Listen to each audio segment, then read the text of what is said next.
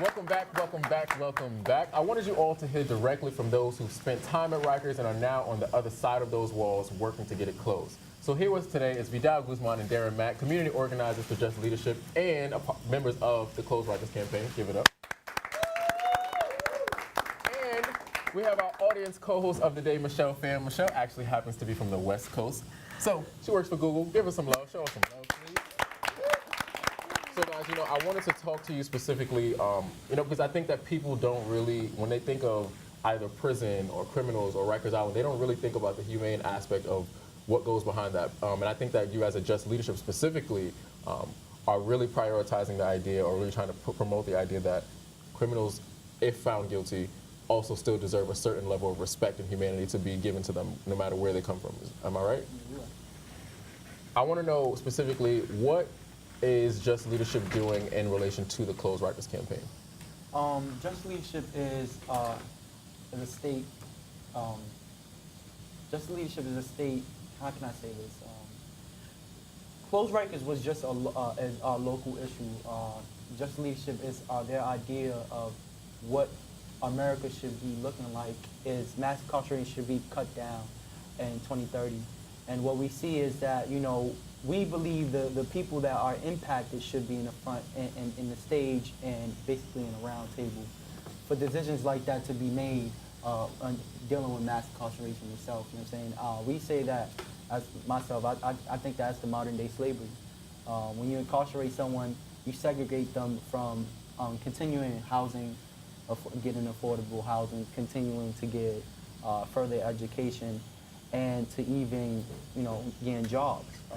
What we're doing over there at Jail USA is that we know to cut the population down, we have to empower the people that have been impacted. Mm-hmm. And they know what's been going on in there. They know how to work the system, know that this is what's going on, this is what need to fix in our own community. Rikers was just is a local issue, but it's a Rikers everywhere. Mm-hmm. Our community has a way of thinking that, we black and brown. Our second home is jail. And a local issue is our backyard. We have Rikers Island, and that shouldn't be our community's second home. And we're saying that to every community. Jail should not be the second home for any community. So at Jail USA, we believe that we're able to cut the population down by 2030 by teaching people that have been impacted the work that we're doing. And that's what we're doing over there. That's amazing. I think that not enough people, not even a part of specifically like organizations, but just on the ground that care enough to not only stand behind closing Rikers, but to close Rikers that exist everywhere in every city and in every corner of the country. Darren, I want to know specifically, because a lot of people also haven't been to prison or may not have a family member in prison or know what that experience is like. Like, how did you end up at Rikers, and then what about that experience inspired you to become a part of the campaign? Yeah, my first experience at Rikers was in the early 90s when Rikers Island, the population was 23,000 detainees. Today it's about 8,000. And I was 17, charged as an adult and sent to Rikers Island. And it's very dehumanizing, strip frisk, the way that staff treated children. And they wasn't trained and still hasn't been trained to treat children as children. They treat you as adults. Mm-hmm. So that was one of the many problems. Historically, Rikers has been a place that just not only dehumanizes people, but has really traumatized people. As we know, the case with Khalif Browder. He was assaulted by staff and people that were detained there. And that trauma, they just, after 3 years of being there, they just said, go home, and never really addressed the trauma that he experienced there. And unfortunately, he took his life. So that's one of the main reasons that his story propelled me to get active, because I know from experience that the lives that's being taken by having an Abu Ghraib in New York City in our backyard. Absolutely, absolutely. Do you think that there is a way on part of citizens to prevent young boys like yourself at that time from being subject to a system like this or being vulnerable to a system like this? Yeah, definitely. Like now we spend $1 billion every year of taxpayers' money on a failed jail. When it comes to a failed school, we don't have no discussion about whether it should be closed or not. We close it. So those communities like Bronzeville, East New York, Harlem, that's impacted by a failed jail like Rikers, there need to be investments in those communities, investments in education, investments in social services, because historically, those same communities have been under-resourced. So I think that's why our shirts say Close Rikers, Build Communities. Absolutely. Michelle, so from an outside perspective looking in, you know, a lot of people say, you're a criminal, you committed a crime. Why is it that I should be prioritizing your well-being? Or why should I even be concerned? What would you have to say to something like that? Yeah, I definitely think a huge part of it is I'm coming from Canada, first of all, so I grew up in a different country. And mass incarceration isn't a big problem in Canada. And I think part of it is because you don't have unequal beginnings that you do have in America.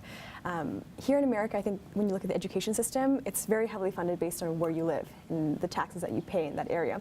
In Canada, whether you lived in a certain lower socioeconomic area or a higher socioeconomic area, what you would have is equal access to opportunities to after-school programs, education, social services. We're kind of a socialist country in general. And I think as a result, whether you grow up poor or whether you grow up wealthy, you can access higher education. It's only $6,000 a year in Canada to go to school at like the top 30 university, University of British Columbia. Yeah, that's my brother's going to school right now. It's only 6,000 Canadian dollars, and the currency right now is pretty low compared to America. Oh my God. But yes, I definitely do. My mother was actually, when she escaped Vietnam before she came to Canada, she was actually detained in jail for a few years because you weren't supposed to escape this regime that was now communist, and she was on the anti-communist side. She was from Saigon. So under the law, she was losing, but at the same time, like, it was unfair because she started from she was trying to escape a place where she didn't have opportunity. And I think when we look at a lot of crimes that happen today, especially in communities of color, it's because you don't have opportunities or places to go that you feel a desperation to commit crimes sometimes. And my mom, it was illegal to escape Vietnam, but she left. And she's a boss. Yeah, she's like, a about boss. my freedom. Yeah, so I do think it matters. Back in San Francisco, there's a charity I work with. It's called Defy Ventures. And what we do is after inmates leave jails, what we do is we kind of give them funding to create their own businesses. Wow. It's pretty cool. So I run a lot of the business training for them, like how to do sales pitches, how to do AdWords, et cetera. But I see, like, I meet them as people, and I'm just like, I wonder how unequal America must be sometimes for people to end up in the situations that they are when they're so brilliant and full of potential. Yeah, I think, wow.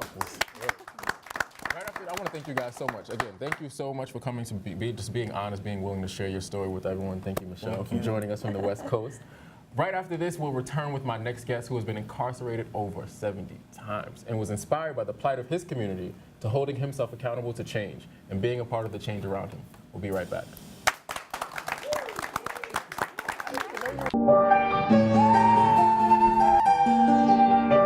Go ahead, said bounce.